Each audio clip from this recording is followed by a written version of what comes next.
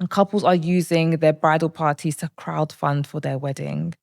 This whole like Aso Ebi, people like inflating the price of Aso Ebi, you might on a good day, on a very good day, might be able to cover the cost of two vendors at best.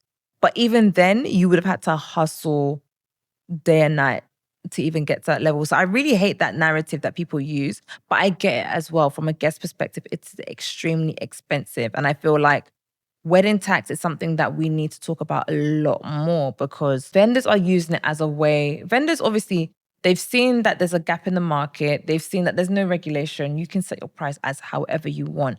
And that's great. Us, the consumers, we've complained and said, hey, I don't necessarily think this is fair. I don't necessarily think this is the best decision. This doesn't necessarily work for my budget. But, very much we're told to just shut up and get on with it. But what I'm seeing now is that the prices are so eye-watering that it's not only just affecting couples now, it's now affecting the bridal party. It now affects the family of, it now affects pretty much anyone that chooses to attend a wedding to celebrate a bride and groom. And in particular, if we link it back to the topic around, couples spending on behalf of their bridal parties, I think it's really, really unfair because I think in an ideal world, I would love to pay for your hair. I would love to pay for your makeup. And that's not to say that I wouldn't cover some things. I just don't think I can cover everything.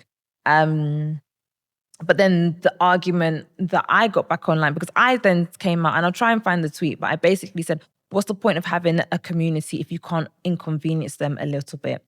Everyone lost their mind when I said that. They said, you're not supposed to inconvenience your community. You're not supposed to do this. You're supposed to do it like this. You shouldn't even be getting married if you can't afford it. It's not our fault that you're married to a brokey. Obviously, my man ain't broke. Let me clear that up quickly. But what I'm saying is that they were saying, hypothetically, people shouldn't be getting married if you haven't got the funds to do it. But my argument back to that is that the guests are booking their holidays. The guests are buying their own outfits. The guests are doing their own hair and makeup. So what's the argument? If you were to attend as a regular guest, would you not be spending the same amount?